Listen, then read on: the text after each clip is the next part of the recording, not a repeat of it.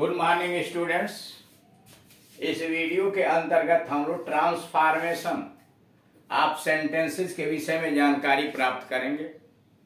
English भाषा के अंतर्गत वाक्य के एक प्रकार को दूसरे में परिवर्तित कर देना, वह भी बिना अर्थ बदले, यानी उसकी मीनिंग नहीं बदलनी चाहिए। इस तरीके को, इस विधा को ट्रांसफॉर्मेशन कहते हैं। जैसे मान लीजिए कहना हो आदमी नश्वर है और उसको निगेटिव में बदलना है आपको, तो क्या कहेंगे? आदमी अमर नहीं है। आदमी अमर नहीं है। और उसी को अफर्मेटिव बनाना है तो आदमी नश्वर है। अब किसी अफर्मेटिव को इंटरोगेटिव में चेंज करना हो तो आप ऐसे कर सकते हैं। कोई सितारों को नहीं गिन सकता, असर्टिव सेंटेंस। प्रश्न बना दीजिए, कौन सितारों को गिन सकता है? दोनों का मतलब एक ही है। कौन सितारों को गिन सकता है? सितारों को कोई नहीं गिन सकता है। दोनों का अर्थ एक ही है, लेकिन एक इंट्रोगेटिव है और दूसरा निगेटिव सेंटेंस के अंतर्गत आया, यानी असर्टिव में है। उसी प्रकार विभिन्न रीतियां हैं। यहाँ निगेटिव से अफर्मेटिव में कैसे बदला जाता है, उस संबंध में जानकारी दी गई। इसके पहले वाले वीडियोस के अंतर्गत अन्य प्रकार के परिवर्तन आपको दिखलाए गए हैं कि इंट्रोगेटिव को कैसे अफर्मेटिव में बदलेंगे। डिग्रीज ऑफ कंपैरिजन, यानी पॉजिटिव को कंपैरेटिव, सुपरलेटिव में कैसे आपस में परिवर्तन करेंगे। एक्सक्लेमेटरी सेंटेंस को कैसे आप पॉजिटिव में यानी अफर्मेटिव में यानी असर्टिव में कैसे चेंज करेंगे, इत्यादि बातें इसके पहले सिखलाई जा चुकी हैं। यहाँ नेगेटिव सेंटेंस को अफर्मेटिव में बदलना। नेगेटिव वाक्य है, वह अपने रोज के काम की उपेक्षा नहीं करती। वह अपने रोज के काम की उपेक्षा नहीं करती। She never neglects, she never neglects her daily या routine work, her daily work. She never neglects her daily work या she never neglects her routine work.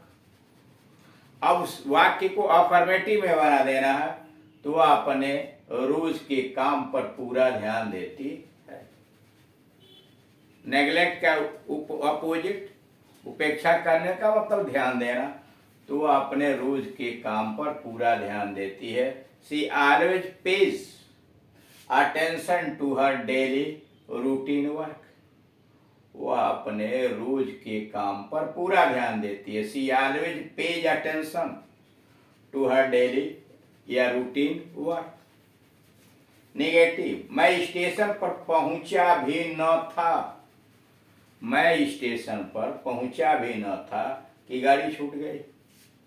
मैं स्टेशन पर पहुंचा भी न था कि गाड़ी छूट गई। No sooner had I reached the station, no sooner had I reached the station then the train left. No sooner आएगा तो उसके बाद देन आएगा। No sooner had I reached the station then the train left. अब affirmative, मुश्किल से मैं station पहुंचा ही था जब गाड़ी छूट गई। मुश्किल से मैं स्टेशन पहुंचा ही था कि गाड़ी छूट गई। स्कैर्सली, मुश्किल से, had I reached the station. Scarcely, मुश्किल से, had I reached the station when the train left. Scarcely आएगा तो व्हेन आएगा। Scarcely had I reached the station when the train left. Negative, मैं कमरे में घुसी भी न थी कि चोर भाग गया। मैं कमरे में घुसी भी न थी कि चोर भाग गया। No sooner did I enter the room, no sooner did I enter the room then the thief ran away. मैं कमरे में घुसी भी न थी कि चोर भाग गया। No sooner did I enter the room then the thief ran away. जो ही मैं कमरे में घुसी चोर भाग गया। जो ही मैं कमरे में घुसी चोर भाग गया। As soon as I entered the room, as soon as I entered the room the thief ran away. As soon as I entered the room the thief ran away. यूं ही मैं कमरे में प्रवेश की, चोर भाग गया। अब यहाँ आप देख रहे हैं कि नेगेटिव सेंटेंस को जब नो सूनर आ रहा है तो उसके आगे देन आ रहा है, ठीक। और जब एज सुन एज का प्रयोग कर रहे हैं अफर्मेटिव में तो यहाँ कॉमा का प्रयोग हो रहा है। स्केर्सली आ रहा है तो आगे उसके साथ व्हेन आ रहा है, स्केर्सली व्हेन करके आ रहा है। अब आइए नोट पर, वाक्य परिवर्तन का एक और भी बड़ा साधन है। वाक्य परिवर्तन करने का यानी ट्रांसफॉर्म करने का एक और भी बड़ा साधन है, और वह है कहने की प्रत्यक्ष या परोक्ष विधि। वाक्य परिवर्तन का एक और भी बड़ा साधन है, और वह है कहने की प्रत्यक्ष और परोक्ष विधि, डायरेक्ट एंड इनडायरेक्ट स्पीच। यानी डायरेक्ट से इनडायरेक्ट स्पीच में जब हम बनाते हैं तो उसमें अर्थ नहीं बदलता है, केवल वाक्यों का रूप बदल जाता है, यानी वह भी ट्रांसफॉर्मेशन का एक जरिया है। अब ये नोट पर, note number A, India is our country, we are her citizens. India is our country, Bharat हमारा देश है।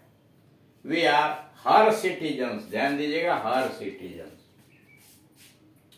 ऊपर के वाक्य में कंट्री देश शब्द आया है, India is our country, country देश शब्द आया है।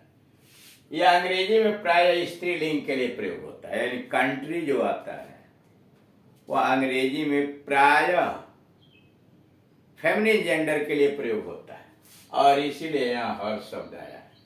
यानी अगर कोई पूछता है कि वी आर हर सिटीजन्स, देश तो निर्जीव चीज है, तो फिर आपने कैसे हर लगाया? तो यह कारण है कि अंग्रेजी के अंतर्गत प्राय कंट्री स्त्रीलिंग के अंतर्गत रखा जाता है, और इसीलिए हर का प्रयोग किया गया। अब पहले अंग्रेजी भाषा में ट्री पेड़, स्पाइडर मकड़ी इत्यादि को नपुंसक लिंग न्यूट्रल जेंडर में रखा गया। कहा अंग्रेजी भाषा में पेड़ हुए, स्पाइडर छोटे मोटे कीड़ पतंग हुए, उनको न्यूट्रल जेंडर में रखा गया, परंतु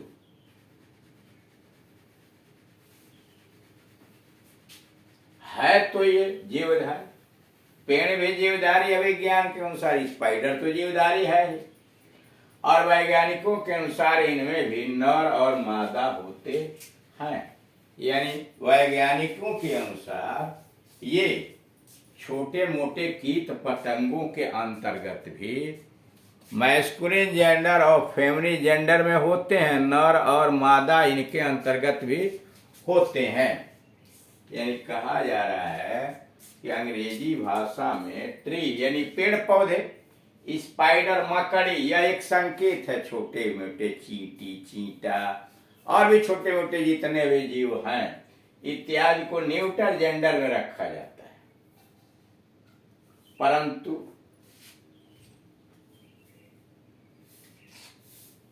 है तो ये जीवधारी, और वैज्ञानिकों के अनुसार इनमें भी नर और मादा होते हैं। यानी इनमें भी मैस्कुलिन जेंडर और फेमिनिन जेंडर होता है।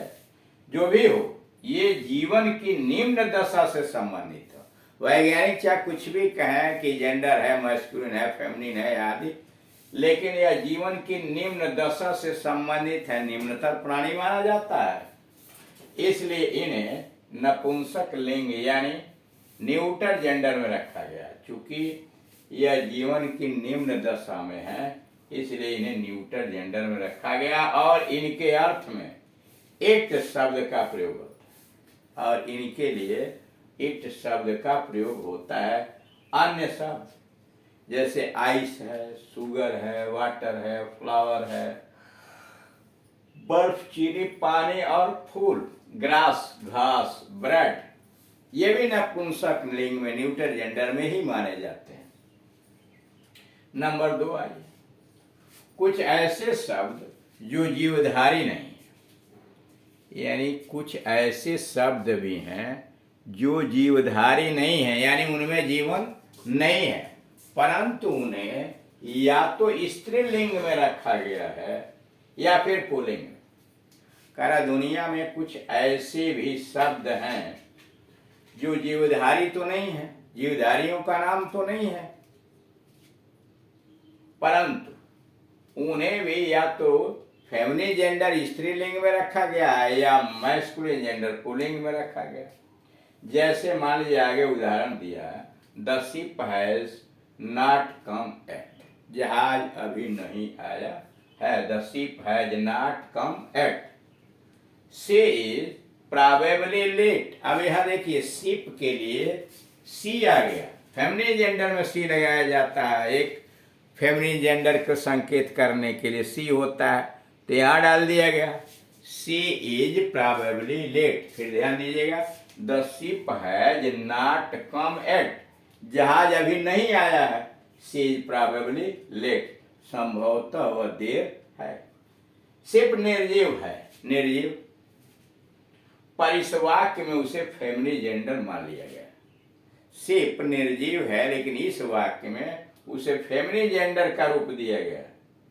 इसी प्रकार सन है सूरज, डेथ है मौत, समझ रहे हैं, यानी जिनसे मैस्कुलिन जेंडर पावर का, जैसे डेथ के पास पावर है, सन के पास पावर है, तो उनको मैस्कुलिन जेंडर का रूप दे दिया जाता है, यानी दिस डेथ, डेथ के साथ हिज लगा, डेथ लेज हिज आईसी हैंड्स, लिखा जाता है डेथ मौत, लेज बढ़ाती है, हिज आईसी हैंड अपना बर्फीला हाथ टुवार्ड्स द किंग, या हिज किसके लिए आया, मौत के लिए आया। इसका मतलब यहाँ मैस्कुलिन जेंडर का यूज किया गया है।